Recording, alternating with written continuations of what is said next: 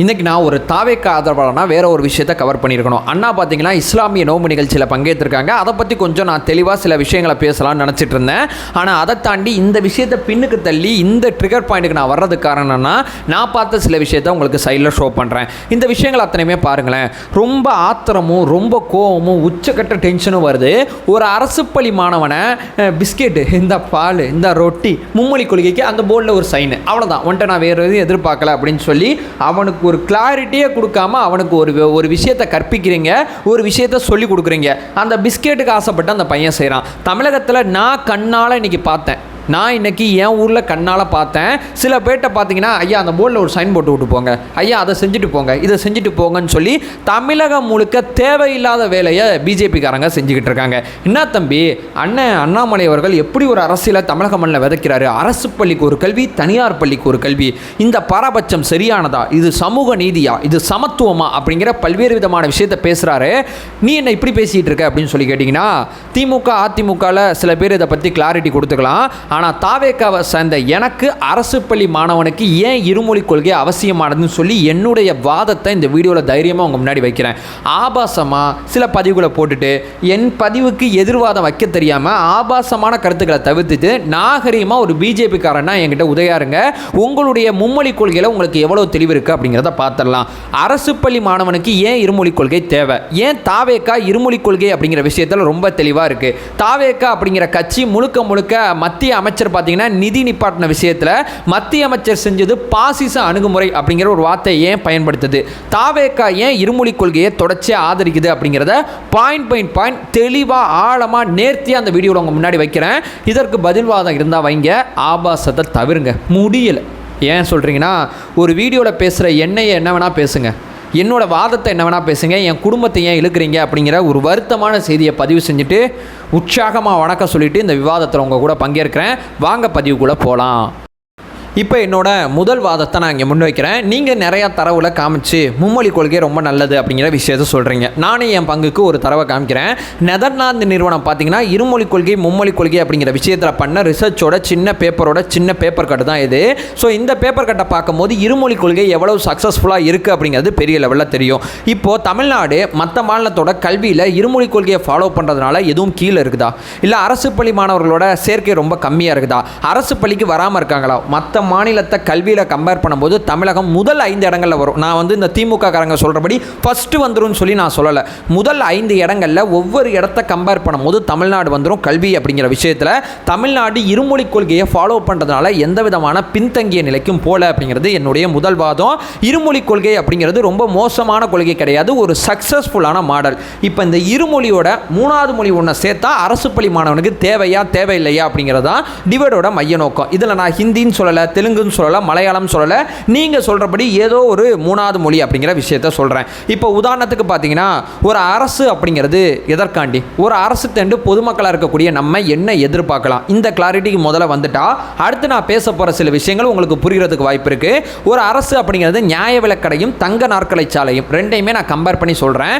ஒரு நியாய விலைக்கடை அப்படிங்கிற விஷயத்தில் ரேஷன் கடையை சொல்கிறேன். இந்த ரேஷன் கடையில் பார்த்தீங்கன்னா என்ன பொருட்கள் விற்கிறாங்க? இந்த ரேஷன் கடையில் பெரிய லெவலில் பங்கு பெறக்கூடிய அந்த ரேஷன் கடையால் பெரிய லெவலில் பயன்படக்கூடிய நபர்கள் யாராக இருக்காங்களோ அவங்களுக்கு தேவைப்படுற பொருட்கள் தான் இந்த ரேஷன் கடையில் இருக்குது. உளுந்து இருக்குது, பருப்பு இருக்குது, தோரம்பருப்பு இருக்குது, பாமாயில் இருக்குது, டீ தூள் இருக்குது. இந்த மாதிரி ஒரு ரேஷன் கடையில் அவசியமாக இருக்கக்கூடிய ஒரு நடுத்தர வர்க்கத்துக்கு அவசியமாக படுற பொருட்கள் தான் ரேஷன் கடையில் அரசால் வழங்க முடியுமே தவிர பாதாம் பிஸ்தா போன்றதெல்லாம் பெரிய லெவலில் ரேஷன் கடை சார்பில்லாத சில குடும்பங்களில் கிடைக்கிது. அதெல்லாம் ஏன் அரசு மூலியமாக ரேஷன் கடை கொடுக்கலன்னு சொல்லி கேட்டால் அது எவ்வளவு முட்டாள்தனமான வாதமோ. பாதாம் பிஸ்தா அப்படிங்கிறது அனாவசியமானது, இல்லைனா உயிரே வாழ முடியாதுன்னு கிடையாது. ஆனால் நடுத்தர வர்க்கத்துக்கு இந்த பொருட்கள் அத்தனையுமே இல்லைனா உங்களால் உயிர் வாழ முடியாது. அரசு என்னைக்குமே ஆடம்பரத்தை நோக்கி பயணிக்காது, அரசு என்னைக்குமே தேவையை நோக்கி தான் பயணிக்கும். இப்போ இந்த வாதம் உங்களுக்கு புரியலனா இப்போ நான் ரெண்டாவது வேற ஒரு வாதத்தை முன்வைக்கிறேன். தங்க நாற்கரை சாலை அப்படிங்கிறது பெரிய லெவலில் பார்க்க நல்லா பளபளப்பாக சூப்பராக இருக்கும். அந்த சாலையை பார்க்கும்போது அந்த சாலையை கிராமத்தில் போட்டால் எப்படி இருக்கும்? அது கிராமத்துக்கு முதல்ல அவசியமா? அது தேவையா? இந்த கிராமத்துக்கு இந்த சாலையை கொண்டு வரதுனால என்ன பயன் இருக்குது அப்படிங்கிறதான் ஒரு அரசு பார்த்துட்டு தங்க நாற்கர சாலை என்றைக்குமே பைபாஸ் ஏரியாவில் வேறு சில மாநிலங்களோட தொடர்பில் பயன்படுத்துறது தான் சரியான விஷயமா இருக்கும். அந்த சாலையோட குவாலிட்டிக்கு இந்த சாலையை உருவாக்குறது எவ்வளவு முட்டாள்தனமான வாதமாக இருக்குமோ, ஏன்னா அங்கே அது அவசியமானது, இங்கே இது அவசியமானது. ஸோ ரெண்டு இடத்துலையுமே நல்லதை மட்டும் அரசு செய்யாது, தேவையானது தான் அரசு செய்யும். இங்கே ஏன் நான் அந்த ரெண்டு வாதத்தை முன்வைக்கிறேன்னா, இப்போ நான் மூணாவதாக ஒரு விஷயம் சொல்கிறேன். ஒரு அரசு பள்ளி மாணவன், ஒரு தனியார் பள்ளி மாணவன், சரிங்களா? ரெண்டு பேருமே கம்பேரிட்டிவ்லி எடுத்துக்கலாம். ஒரு அரசு பள்ளியை சேர்ந்தவன் ஸ்கூலுக்கு போகிறான். அவனுக்கு முதல்ல நம்மளுடைய மூதாதையர் மொழியை கற்றுக் கொடுத்துட்றோம். ஏன்னா மூதாதையர்கள் வாழ்க்கை சார்ந்த சில பாடங்களை அவங்க மொழியில் எழுதி வச்சிருக்காங்க. திருக்குறள் ஆரம்பித்து, திருமந்திரத்தில் ஆரம்பித்து பல்வேறு விதமான விஷயங்கள் நம்ம மூதாதையர்கள் நம்ம வாழ்க்கை பற்றி சில விஷயத்தை சொல்லி கொடுத்துருக்காங்க. அல்லது நம்ம பகுதியோடு அவன் உரையாடணும்னா அவனுக்கு தமிழ் ரொம்ப முக்கியமானது, உள்ளூர் மொழி ரொம்ப முக்கியமானது, அதை கற்றுக் கொடுத்துட்றோம். அடுத்து அந்த குழந்தை பெரிய லெவலில் தமிழ்நாட்டில் மட்டும் வாழும் அப்படிங்கிற எந்த விதமான கிளாரிட்டியும் கிடையாது, எந்த விதமான விஷயமும் தெரியாது நமக்கு. தமிழ்நாட்டை தாண்டி அந்த குழந்தை வேற எங்கேயாவது போகும்போது அந்த குழந்தைக்கு உலக இணைப்பு மொழியை கற்றுக் கொடுத்துட்டா அந்த குழந்தை சேஃப். வேற எதுவும் அந்த குழந்தைக்கு எந்த பிரச்சனையும் கிடையாது. அரசு ஒரு குழந்தைய சேவ் பண்ண முடியும். இந்த சமுதாயத்தில் நீ வாழணும்னா இந்த ரெண்டு விஷயத்தை கட்டாயமாக நீ தெரிஞ்சுக்கணும். உனக்கு பிடிக்குது, பிடிக்கல, அவசியம், அனாவசியம், இது ரெண்டு அவசியம். இது ரெண்டுமே சக்ஸஸ்ஃபுல்லான பாடமாக இருக்குது. இந்த சமூகத்துக்கு இந்த ரெண்டு அவசியம் நீ கற்றுக்கோ. அதுக்கப்புறம் 3வது 4வது 5வது 6வது 10வது 12வது கூட உனக்கு பிடிச்ச மொழிகளை கற்றுக்கோ. பிடிக்கலனா விட்டுரு. ஏன்னா அது நீ போகிற சூழல், அது நீ போகிற வாழ்க்கை, அது நீ இருக்கக்கூடிய இடம், உனக்கு கிடைக்கக்கூடிய வேலைவாய்ப்பு, அதெல்லாம் பொறுத்து தான் அதை நீ ஜட்ஜ் பண்ண முடியும். ஸோ நான் இங்கே கட்டாயமாக ரெண்டு சொல்லி கொடுத்துட்றேன். 3வது 4வது ஒவ்வொரு நபர்களை பொறுத்து அது மாறுபடும். அதனால் அதை நான் இங்கே கொண்டு வரல. அது ஒவ்வொருத்தனோட இண்டிவிஜுவல் அப்படின்னு சொல்லி அரசு பள்ளி மாணவனுக்கு தேவையான விஷயத்தை இங்கே ரொம்ப தெளிவாக செஞ்சு கொடுத்துருது. அதை தாண்டி இந்த அரசு பள்ளியில் செய்ய வேண்டிய பல விஷயங்கள் இருக்குது. இங்கே நம்ம டிஜிட்டலாக பல விஷயத்தை நோக்கி போக வேண்டியது இருக்குது. ஏஐ அப்படிங்கிற டெக்னாலஜி பெரிய லெவலில் வந்துக்கிட்டு இருக்கு. அது ஒரு அரசு பள்ளி மாணவனுக்கு ஆரம்ப கட்ட காலத்திலேருந்து கொண்டு போனால் எப்படி இருக்கும், தரமான சில வகுப்பறைகளை கட்டி கொடுத்தா எப்படி இருக்கும், சரியான அடிப்படை வசதிகளை ஒரு அரசு பள்ளி மாணவனுக்கு கற்றுக் கொடுத்தா எப்படி இருக்கும், அவனுடைய விளையாட்டு அப்படிங்கிற ஏரியாவில் அவனுக்கு அதில் சில விஷயத்தை சொல்லி கொடுத்தா எப்படி இருக்கும். அது மட்டும் இல்லாமல் அந்த அரசு பள்ளி மாணவன் அவனுக்கு என்ன ஸ்கில் இருக்குது அப்படிங்கிறது அரசு பள்ளியிலே கண்டுபிடிக்கும் போது அந்த மாணவன் அந்த ஸ்கில்லை பெரிய லெவல், அவனுக்கு ஓவியம் வரைய தெரியுதா, அல்லது அவனுக்கு பார்த்தீங்கன்னா நல்லா பேச தெரியுதா, அல்லது அவனுக்கு பார்த்தீங்கன்னா நிறையா விஷயங்களை விளையாட்டில் ரொம்ப ஆர்வமாக இருக்கானா, இந்த ஏரியாவில் இந்த தொழில் வாழ்க்கைக்குள்ளே நீ போயிட்டீங்கன்னா ரொம்ப சேஃப்டான்னு சொல்லி அந்த அரசு பள்ளி மாணவனுக்கு எந்த தொழிலை கற்றுக் கொடுக்கணும் அப்படிங்கிற பல்வேறு விதமான விஷயத்தை ஒரு அரசு இங்கே செய்ய வேண்டியது இருக்குது. இந்த அரசுகள் இப்போ இருக்கக்கூடிய திமுக அதிமுகங்கிற ரெண்டு அரசுமே இந்த வேலையெல்லாம் சரியாக செய்யலை. இப்போ அந்த குழந்தைக்கு 3வது ஒரு மொழியை கொண்டு வந்து வைக்கிறோம். இப்போ நான் வட இந்தியாவில் இருக்கக்கூடிய ஒரு அரசு பள்ளி குழந்தைய பார்க்குறேனே. இப்போ குஜராத்தில் இருக்கக்கூடிய ஒரு அரசு பள்ளி குழந்தை, அந்த குழந்தைக்கு குஜராத்தி ரொம்ப முக்கியமானது. அடுத்து குஜராத்தை சுற்றி இருக்கக்கூடிய அவங்களோட ஏரியாவில் அந்த குழந்தை சர்வே பண்ணணும்னா ஹிந்தி அப்படிங்கிறது அங்கே பிரதானமாக இருக்குது. பல மாநிலங்களில் அங்கே பேசப்படுது. ஸோ ஓகே, அந்த குழந்தைக்கு ஹிந்தியும் கற்றுக் கொடுத்துடலாம். இப்போ அந்த குழந்தை தென்னிந்தியாவை சேர்ந்தவங்களையோ உலகத்தில் இருக்கக்கூடிய பல்வேறு நபர்கள்ட்ட பேசணும்னா அந்த குழந்தைக்கு உலக இணைப்பு மொழியாக ஹிந்தி அப்படிங்கிறத தாண்டி இங்கிலீஷ் ரொம்ப அவசியமானது. ஏன்னா தென்னிந்தியாவுக்கு வந்தாவே இங்கிலீஷ் ரொம்ப அவசியம். ஏன்னா தென்னிந்தியாவை சேர்ந்தவங்களுக்கு பெருசாக பார்த்தீங்கன்னா ஹிந்தி தெரியாது. அதே மாதிரி இங்கே கம்பேரிட்டிவ்லி நம்மளோட அரசு பள்ளியை பார்த்தீங்கன்னா ஒரு அரசு பள்ளி குழந்தைக்கு தமிழ் அப்படிங்கிறது ரொம்ப அவசியம். தென்னிந்தியாவில் அந்த குழந்தை சர்வே பண்ணாலும் இங்கிலீஷ் இருக்குது. அங்கே வட இந்தியாவில் இருக்கக்கூடிய மும்மொழி படித்த ஒரு குழந்தை இங்கிலீஷ் 3வது மொழியாக கற்றுக்குது. இங்கே தென்னிந்தியாவில் படிக்கிற குழந்தை 2வது மொழியாக இங்கிலீஷ் கற்றுக்குது. இந்த ரெண்டு இங்கிலீஷுமே அந்த ரெண்டு குழந்தையுமே கம்பேர் பண்ணி அவங்களால பெரிய லெவலில் படிச்சுக்க முடியும், பெரிய லெவலில் கனெக்ட் பண்ணிக்க முடியும். அங்கே ஹிந்தி அப்படிங்கிறது தெரிஞ்சோ தெரியாமலையோ 2வது மொழியாக அங்கே கொண்டு வந்துட்டாங்க.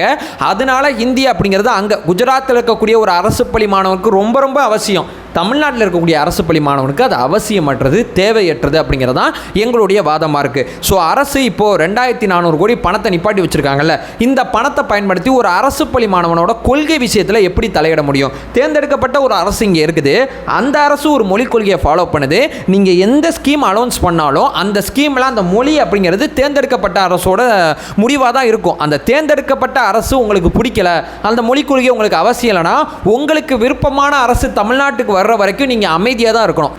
நீ மொழியை மாற்றணும்னு சொல்லி இல்லைனா பணம் கொடுக்க மாட்டேன் அப்படிங்கிற இந்த விளையாட்டை விளையாடுற இந்த அணுகுமுறையை தான் பாசிச அணுகுமுறைன்னு சொல்கிறோம். சார் இங்கே பிஜேபி கவர்மெண்ட் இருக்கும்போது மும்மொழி கொள்கை கொண்டு வாங்க சார். இங்கே திமுக அதிமுக தாவேகா போன்ற கட்சிகள் இருக்கும்போது இங்கே இருமொழி கொள்கை தான். ஸோ அந்த மொழிக் கொள்கைக்குள்ளே தலையிடாதீங்க. மொழிக் கொள்கை அப்படிங்கிறது தேர்ந்தெடுக்கப்பட்ட அரசு எடுத்த முடிவு. உங்களுக்கு பிடிக்கலனா நீங்கள் ஆட்சிக்கு வந்து மாற்றிங்க. ஆனால் ஆட்சியில் இருக்கக்கூடிய அரசை நீ இதை செஞ்சாகணும்னு சொல்லி கட்டாயப்படுத்துறது ரொம்ப தவறான அணுகுமுறை அப்படிங்கிறது தான் இந்த வீடியோ மூலமாக நம்ம சொல்ல வரோம். ஸோ ஒரு அரசு அப்படிங்கிறது தேவையான விஷயத்தை தான் செய்ய முடியும். அப்போ தனியார் பள்ளிகள் செய்கிறாங்களே அப்படின்னு சொல்லி கேட்டிங்கன்னா, தனியார் பள்ளிகள் வியாபார நோக்கத்துக்காண்டி விளம்பர நோக்கத்துக்காண்டி அவசியமற்ற விஷயத்தை குழந்தைகளுக்கு கொண்டு வராங்க. பட் அந்த குழந்தை அதை கற்றுக்கிறதுனால உருப்படாக போகுது, வீணாக போகுதுன்னு நான் சொல்ல வரல.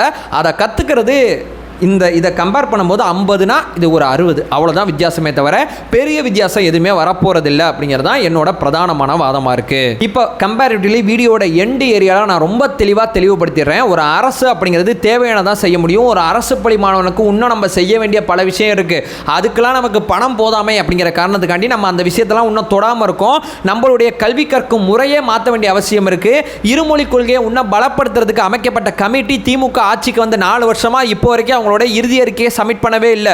ஸோ இந்த மாதிரி அரசு கற்பிக்கும் விதத்தில், இருமொழி கொள்கையை கற்பிக்கும் விதத்தில் ஏராளமான முரண்பாடுகள் நமக்கு இருக்கு.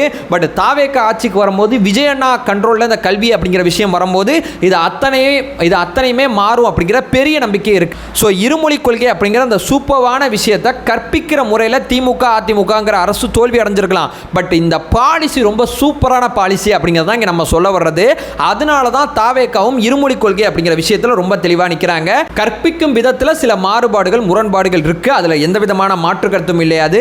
அது ஆட்சிகள் மாறும்போது காட்சிகள் மாறும் அப்படிங்கிறது தான் நம்மளுடைய பெரிய நம்பிக்கையாக இருக்கு. ஸோ ஒரு அரசு பள்ளி மாணவனுக்கு 3வது மொழியே அது எந்த மொழியாக இருந்தாலும் அது அவசியமற்றது அப்படிங்கிறது தான் நம்மளோட வாதம்.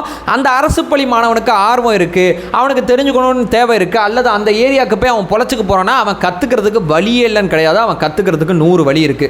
தேவையில்லாமல் அதை கட்டாயமாக்க வேண்டிய அவசியம் கிடையாது. கட்டாயம்னா அது ரொம்ப அவசியமாக இருந்தால் மட்டும்தான் கட்டாயம். இது தேவை அடிப்படையில் ஒவ்வொரு குழந்தையும் எடுக்கக்கூடிய முடிவாக தான் அரசு வச்சிருக்கு. இதில் எந்த விதமான தவறும் கிடையாது அப்படிங்கிறது தான் என்னுடைய வாதம். இதுக்கு பதில் வாதம் வைங்க, ஆரோக்கியமாக நம்ம பேசுவோம், பெரிய லெவலில் விவாதிப்போம்.